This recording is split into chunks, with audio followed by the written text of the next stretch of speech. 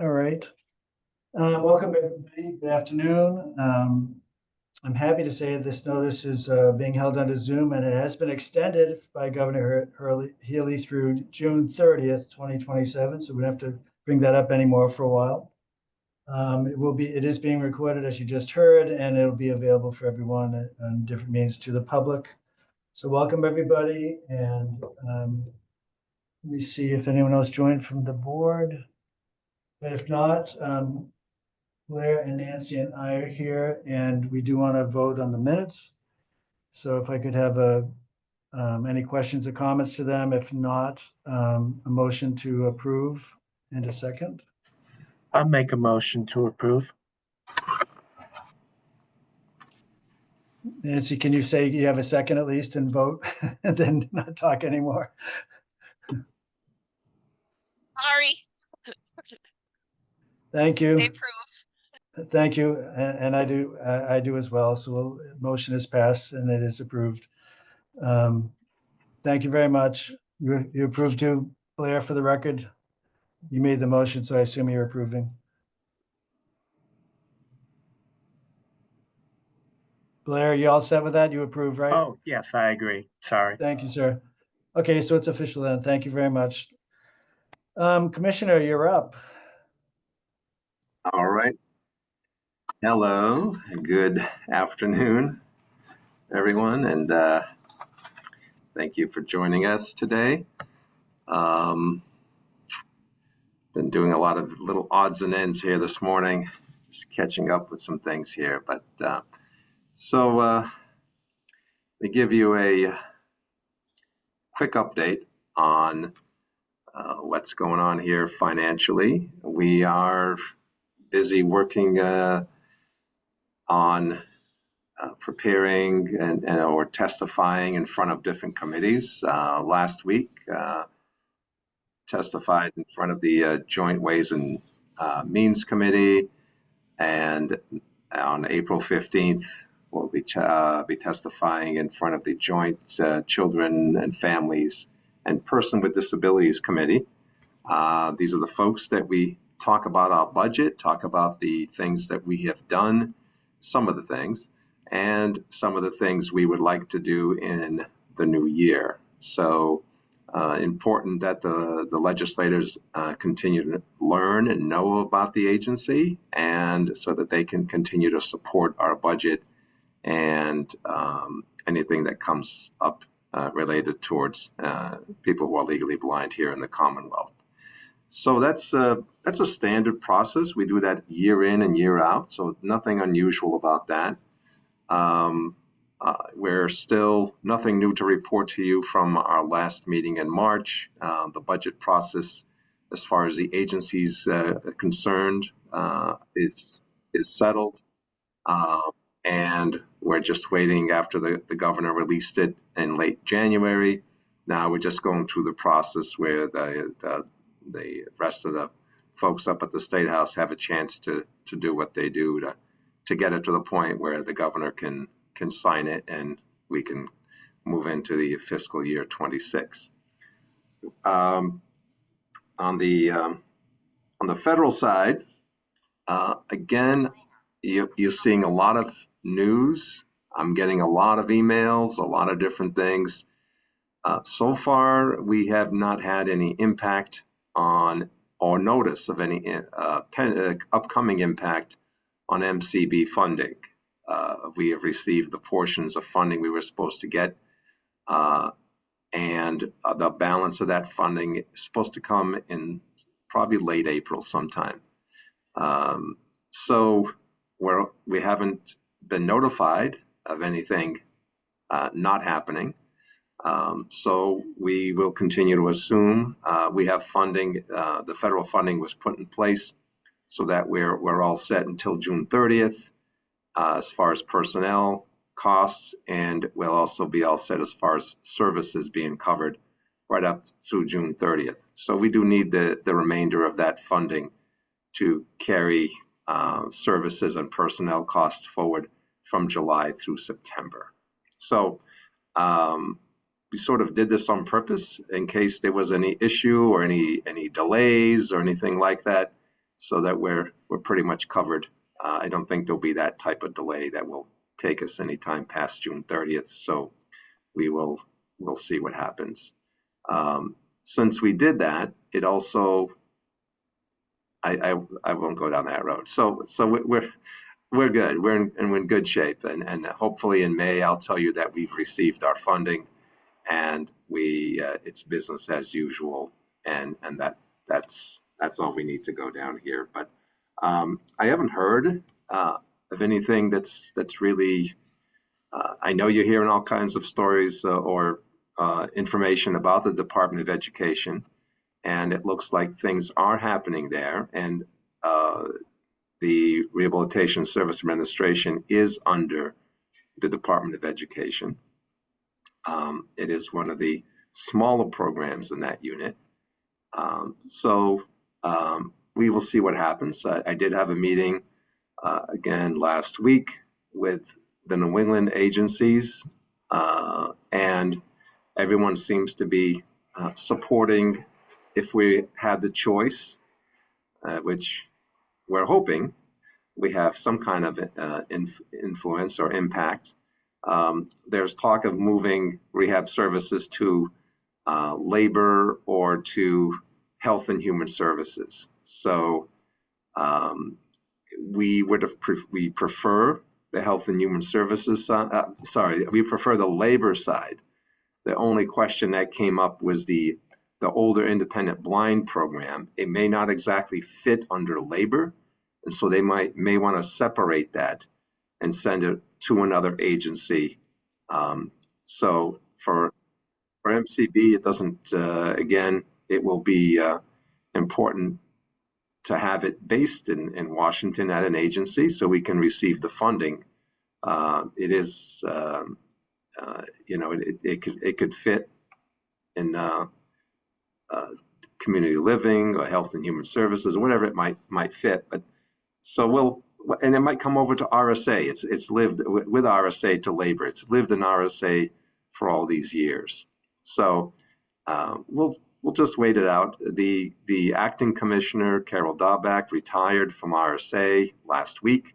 Suzanne Mitchell, which is someone that I had worked with for years on the different aspects of the programs and grants here for MCB. She also retired last week. So now we have the person who was head of statistics at RSA. He's in the acting commissioner role.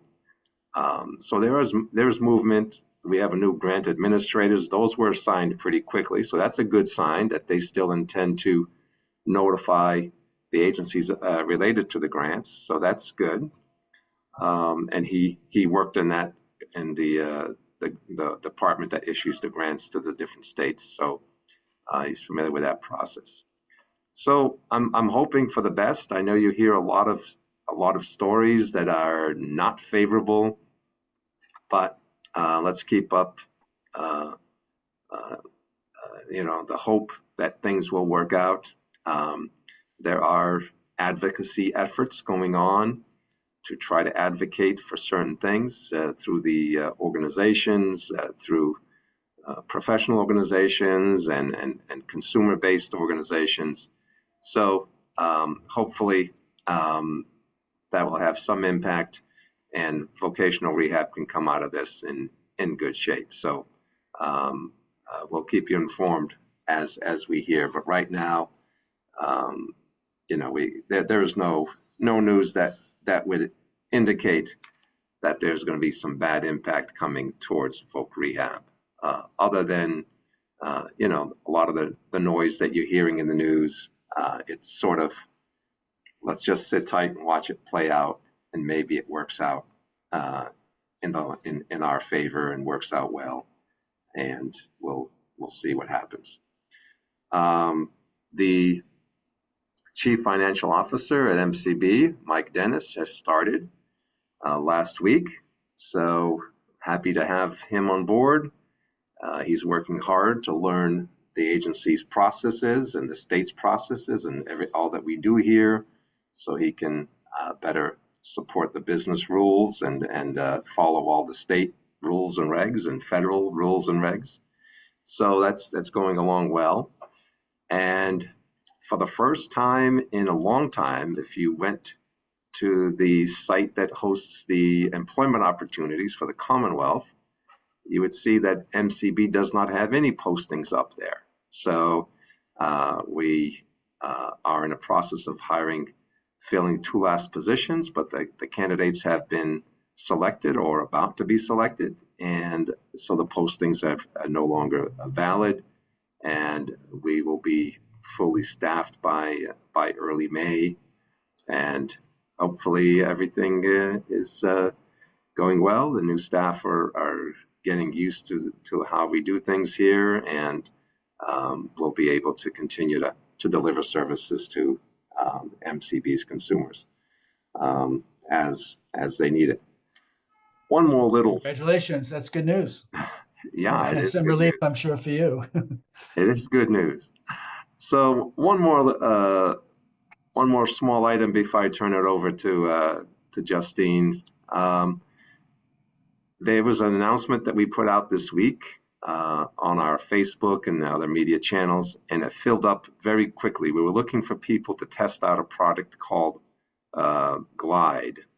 It's a mobility device that's currently in development. It's a prototype, and Glidance, the company, is their model is that they want to put the prototypes in people's hands and get the feedback from individuals who use it as the product development continues to move forward. So that's what happened this week. I met with them a couple of weeks ago. They want to come to Boston to let individuals test drive the device. It's a mobility aid that you use instead of a cane, actually. And it has cameras on board, and you sort of move it like a vacuum cleaner in front of you, just straight, and it will you punch in where you want to go through this app, and it will walk you that way. And it knows when to turn, and it's quite an interesting product. But again, it's a product that's still in development, prototype, and they hope to have it on the market next year. But there's still much testing to do. So we did put that out, and the slots that were available for testers filled up very quickly. So if anybody drops out, we'll replace them with other folks that were interested in testing the mobility aids. So you might have seen it briefly up on our media channels, and then as soon as it filled up, we took it back down. The organization is talking about with a couple of other of our partners about offering an opportunity over at their location, but that hasn't been settled yet. So just watch if you're interested in testing this out. There may be additional opportunities for you to do so. And that's pretty much it for me. I'll turn it over to Justine. Great, thank you. Hello, everyone. From the program and services side, last Friday, we hosted the Visions of Collaboration Conference, which was an event that brought together educators and service providers, primarily who are working in the public schools or private schools, educating our young adults and adolescents. And so that we had about 125 participants. It was a great event. It featured a really insightful student panel with current and recently graduated college students who are also MCB consumers. We had some wonderful breakout sessions and really networking opportunities that we were able to offer through a lot of our partners and vendors and individuals who came to have exhibit tables. So it was a great day. We are sending a survey out today to gather some feedback to help us shape future years. But kind of day end comments, we're all really positive. So the team worked really hard to pull it all together, and we're really happy with how it went. So I will also place a link in the chat to our press release if you'd like to read more about. We did a little summary of each presentation and just kind of featured our vendors and businesses and agencies who had exhibit tables there. So I'll paste that in the chat for anyone interested later. For our summer internship program, recruitment continues. Everybody's really going strong, just to be able to provide, again, students and young adults with this really meaningful internship experience this summer. We're engaging with some new employer partners, which is really exciting to expand opportunities for our interns. And we're also putting the final touches on our soft skills trainings. We're offering several of those this year. They're scheduled to take place in late April and May. So looking forward to that. Planning is also underway for our employment services reverse virtual job fair and our employment webinar, which both are generally held in the fall each year. So Carol and Dan from our employment services team have actually been selected to present at the upcoming NCSAB conference, National Council of State Agencies for the Blind, which is next week. So their presentation is titled Getting Job Seekers in Front of Employers and Getting Them Hired. It's really going to highlight how the reverse virtual job fair has successfully facilitated these employment opportunities, and provide information so that if any other agencies essentially want to duplicate it, they'll be able to. So we're really thrilled about that. And if any of you will be at the conference, their session is scheduled, I believe, for Thursday afternoon. So, as John mentioned, regional staffing is looking really good. We're really excited to welcome the new Region 5 children's service worker starting very soon. And she's filling the position that was left by Linda's retirement in January, and then also Region 1 and 2. As for other regional updates, just requests for in-service trainings and for participation in events are really increasing after things slowed down a little bit during the winter, understandably so. So our teams are really actively engaging with, a variety of local senior centers. They're participating in some spring resource fairs and providing training and outreach at various organizations and some living facilities over the next couple weeks. So we're excited about that, and really to ramp up our presence in the community again and continue to expand access to our services. That's all I have for this month. If anyone has any questions. Thank you. Thank you, Justine. Yep. Hi, Nate. I see you just popped up.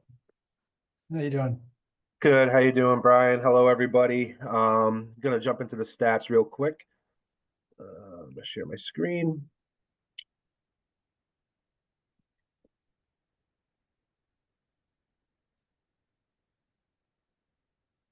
All right, continue to kind of hold steady on our statistics, not seeing a lot of variances in different places.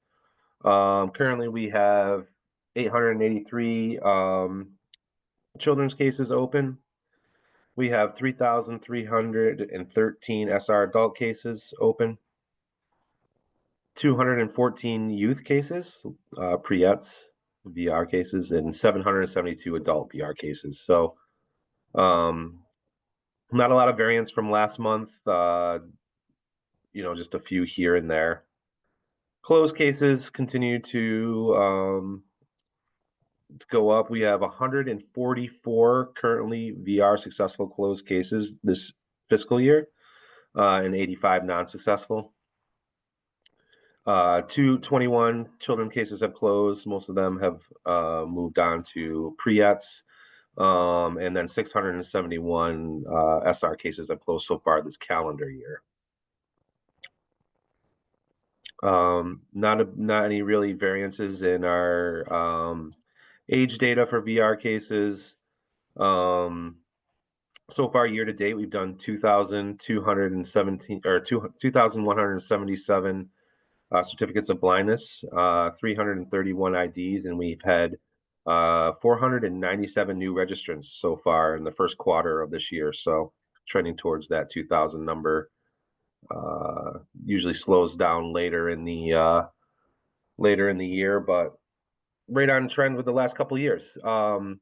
Blair, you had asked a while ago about the average length of a VR case in the agency, and we were having trouble pulling that data. We recently were able to, and wanted to report to you that the average VR case is 3.14 years.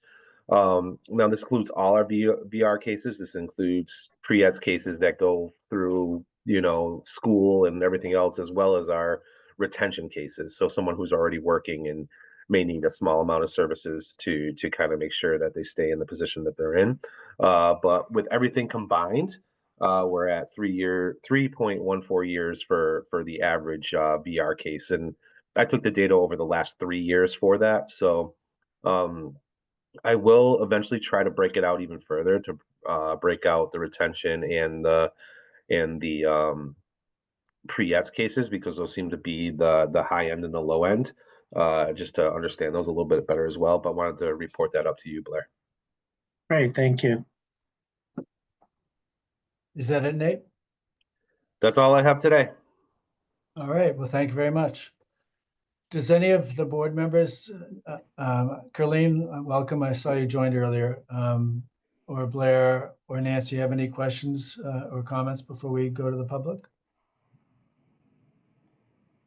I have a couple questions. Okay.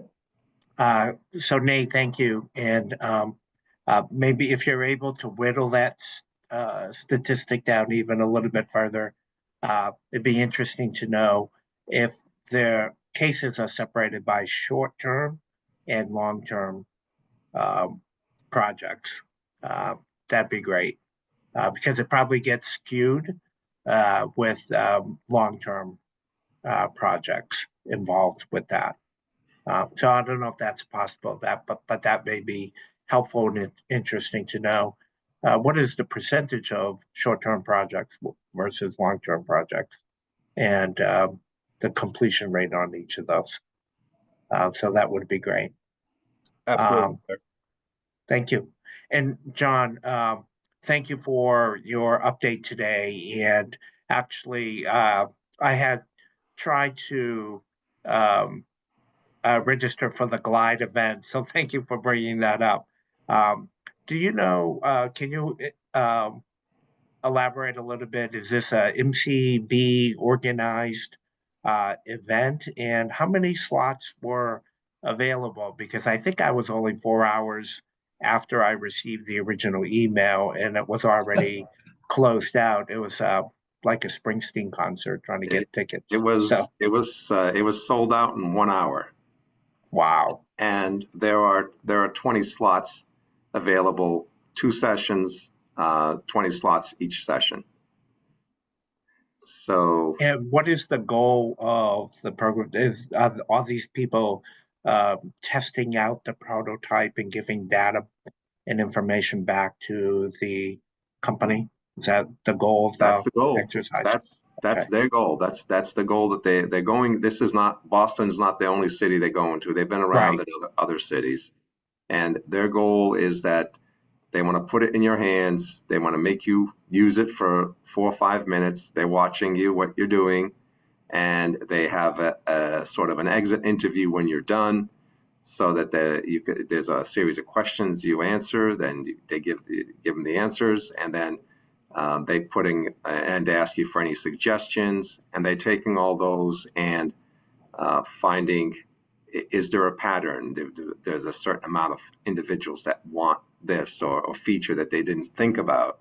So that's their whole intent. The leader of the company is someone who's blind, but he wanted to have a community input, sort of a crowdsource type model, I guess. I don't know where everyone's feedback comes in, or survey type, but he wants you to put the prototype in your hands and actually experience it, and then report back what you experienced, what you felt about it, how you felt about it, and how useful it is, where you're having issue, where you think there's going to be issues with it.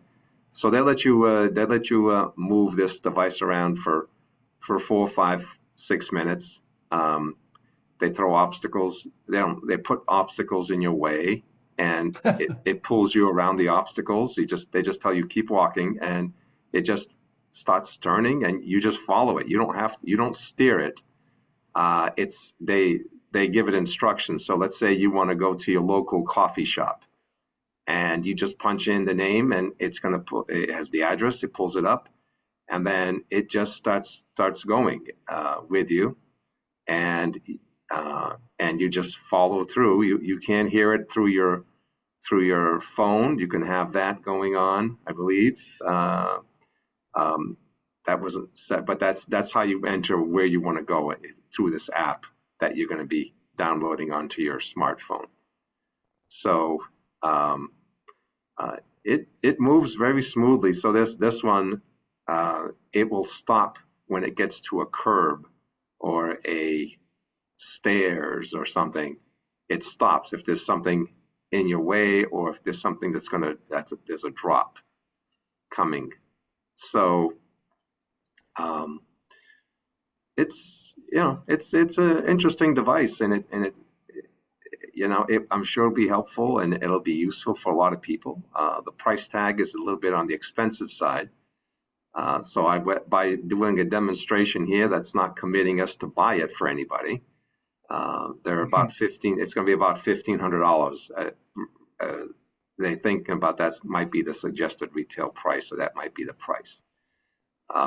So they've sold 1,000 units, and those people, when it's final, they will be the first ones to get it, and then they will use that 1,000 units in the field to test issues and how it's going, and continue to update either the app to make it better or to update the product in its next generation or whatever it may be.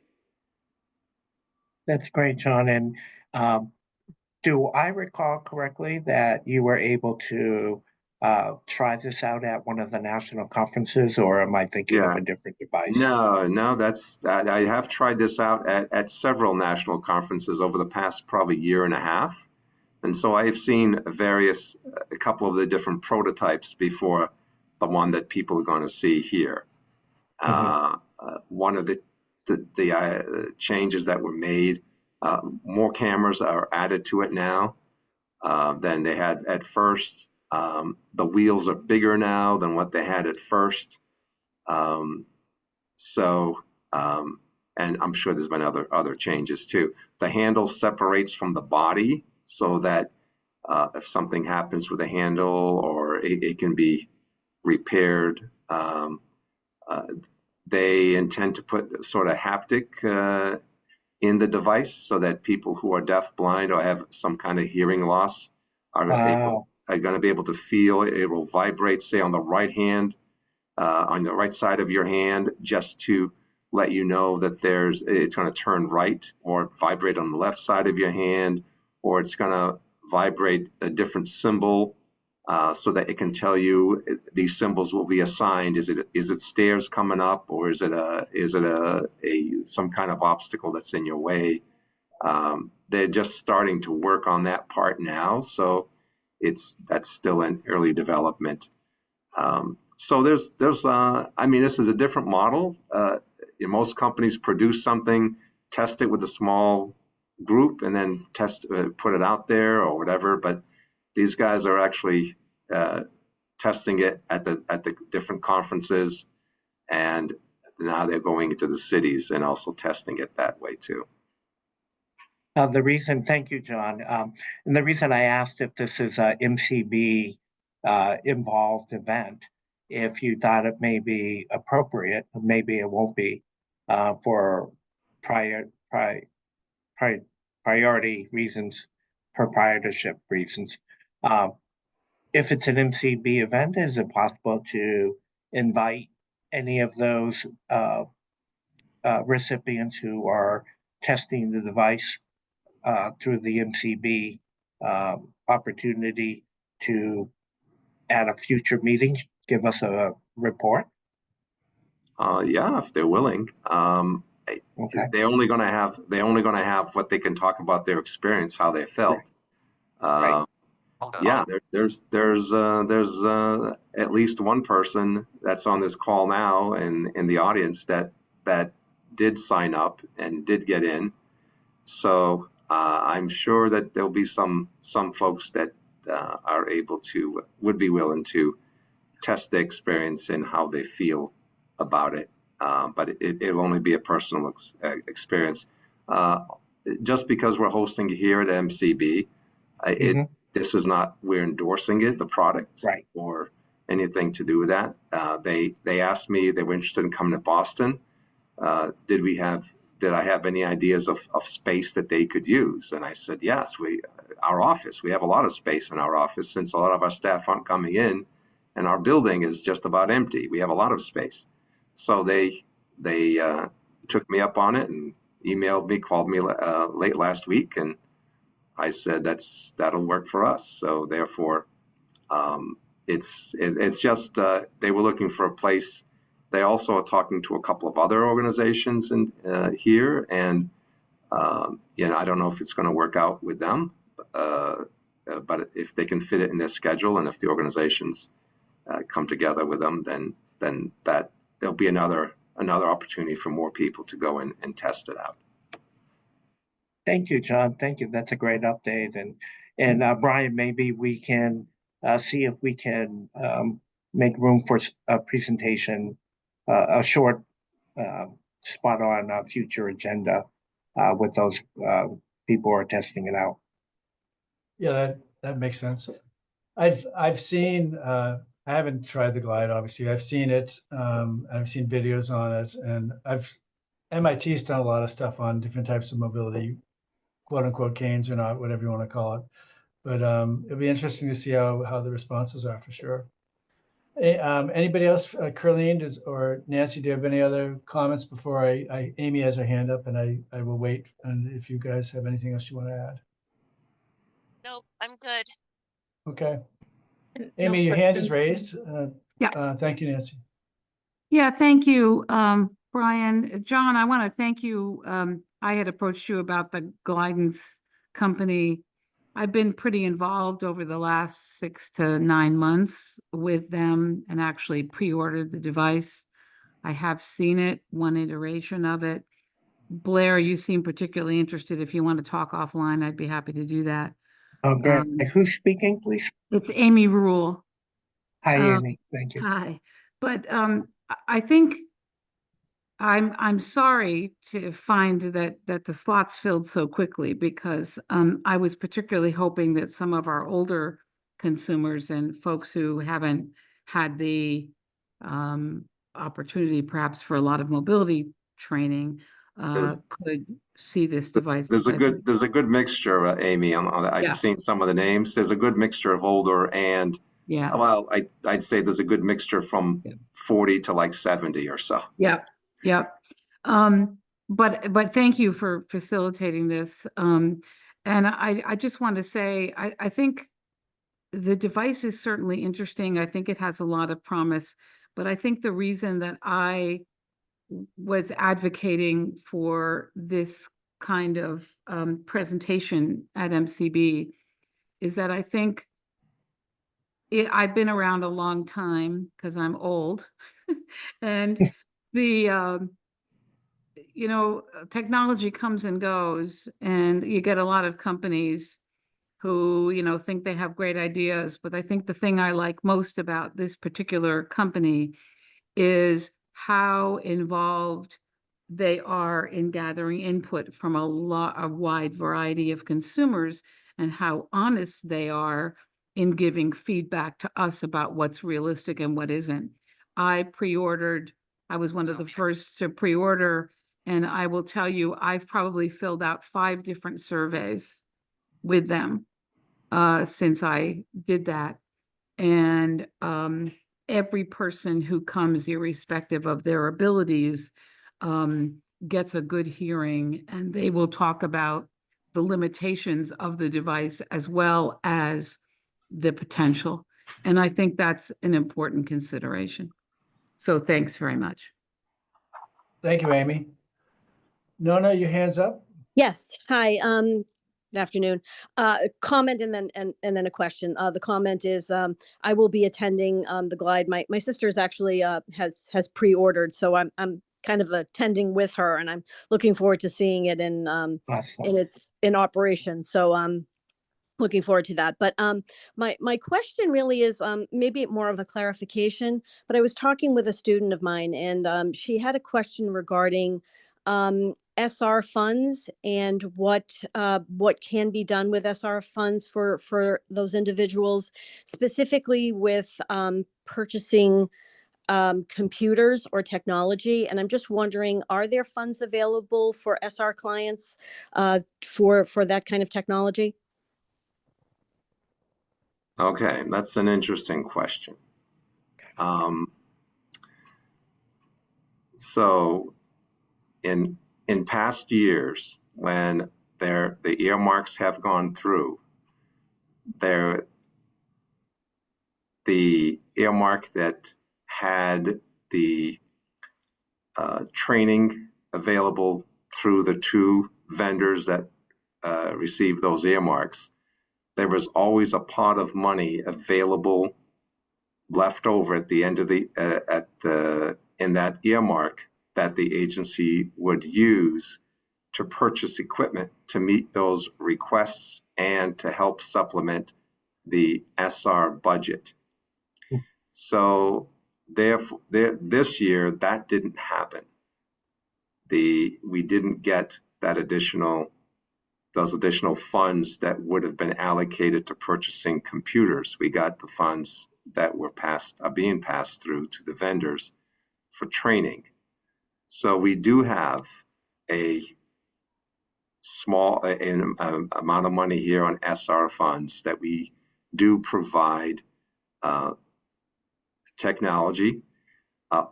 There's a lot of individuals that are looking for the magnification technology. So a substantial portion of that fund is used for handheld CCTVs, desk model CCTVs. The price of those items has gone up, and most of those items are built overseas. They're going to go up because they're probably going to be hit with tariffs. I don't know. So therefore,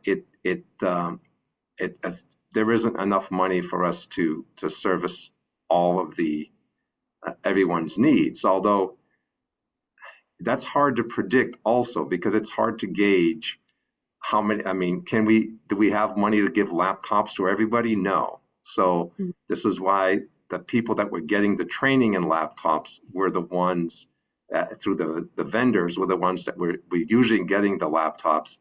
Our staff does not have they will do the setup, they'll do the delivery, they'll give some basic instructions, 1 or 2 sessions, and then that's all they have time for with their caseloads that they're managing.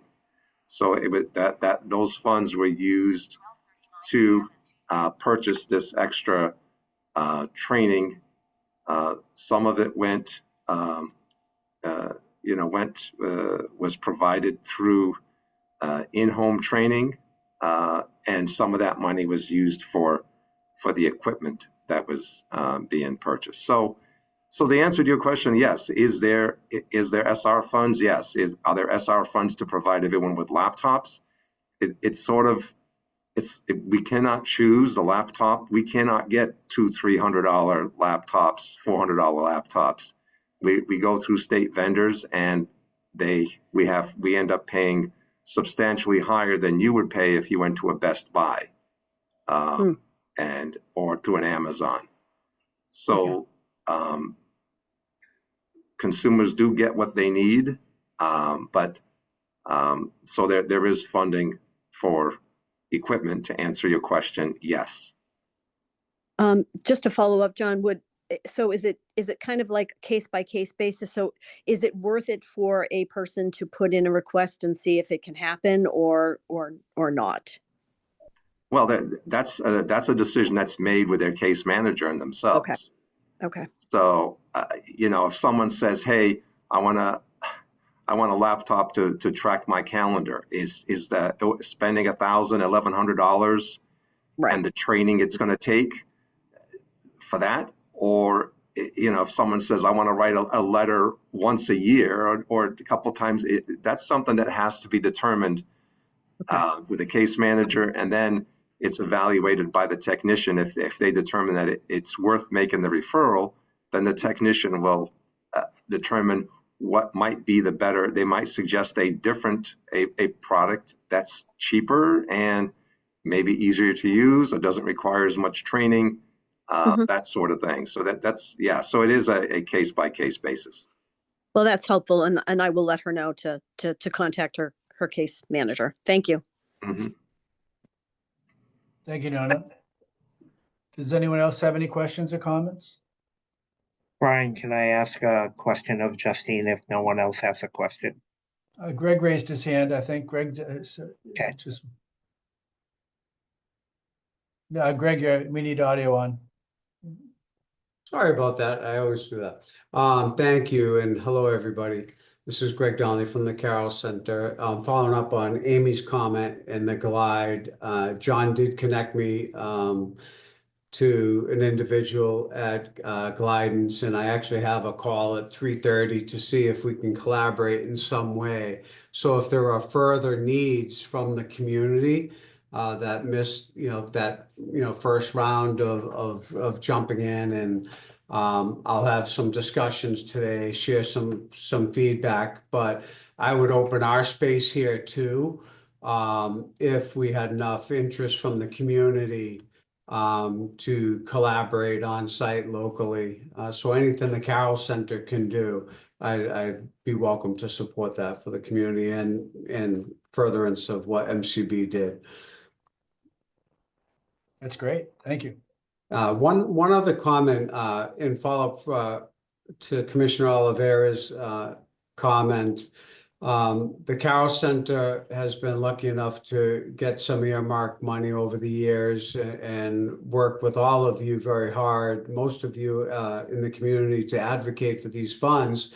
If there's fundings, I'm committed that if for some reason the state doesn't have funds and through an earmark, who knows what the future will hold with government funding, state, federal, but if there are funds available that we can assist in any way in the future, I would at least look at it as well. Similar to what John said about, working with the case manager. If we have funds that the direct services didn't eat up the entire earmark and we had some capability or a collaboration between the Carroll Center and MAB, who also gets a piece of the earmark over the years, I think that's an important conversation to have if it's truly a community need. Very nice to hear. Thank you. Anybody else? Any other comments or questions? Oh, I'm sorry, Blair, you had another one. Just a quick one for Justine. So Justine, I had the privilege Wednesday night to be invited to UMass Medical in Worcester to work with the Department of Ophthalmology and the Department of Dermatology, their interns, their students, their chief staff there. They're really interested in helping their practitioners to be more aware of how to better serve our community. And it was a great experience. And if I have involved again, I'll make sure you get invited. But I think I remember from a previous meeting that you were partnering with other groups about helping prepare medical appointments for the visually impaired. Yes, so that was if you could comment on that. And also, you mentioned last month something about a partnership with WPI, and I was wondering if you had an update and if you could give me a little more details about that. Sure. So yes, Blair, the project that I spoke about in the past sounds very similar to what you just described with UMass, and it's with Beth Israel. So it's really Right. providing, I believe they're calling them tip sheets or strategy sheets for their staff. That's kind of their phase one, and then which is where we are currently. And then they plan to continue to expand it with more trainings. Further, a little bit further in the future. So I'd love to connect with you about UMass. If they're looking to do something similar, we would absolutely be willing to support that. And the WPI, so that was an event that Alexander Pooler attended. It was kind of the end of a grant development project that he attended, kind of a showcase essentially for a product that was created. But I have not heard anything further about kind of where that stands or what the next steps will be with the project that the students did. But I'm happy to circle back with him about it, and then I can follow up with you if there's anything further that he's heard that I haven't. No, I was just curious. That's Okay. all. Great. And I just want to thank everybody for helping to keep the community so well informed of advances in technology that can help the visually impaired. I feel really blessed to be a blind person in this day and age, and to have access to so many advances in technology that help us to lead as normal life as possible. So I appreciate the great work that everybody's doing. Anybody else? Thank you, Blair. That's very nice comments. Anybody else have any questions or comments? Well, that's a good way to end it. Nice testimonial Brian, from Blair. can I mention one more thing? Sure. We keep an eye out for later this month, in April, we are having a community town hall on dog guide schools. So keep an eye out for that. And I'm not sure if registrations, I'm sure they're still being taken. So just if you're interested in attending and want to learn more about dog guide schools, different options, then that's something you should check out. Very good. Anybody else? Well, thank you all very much and have a good day. All right. Great See you next meeting, month. everybody. Thank Take you. care. Thanks, everyone.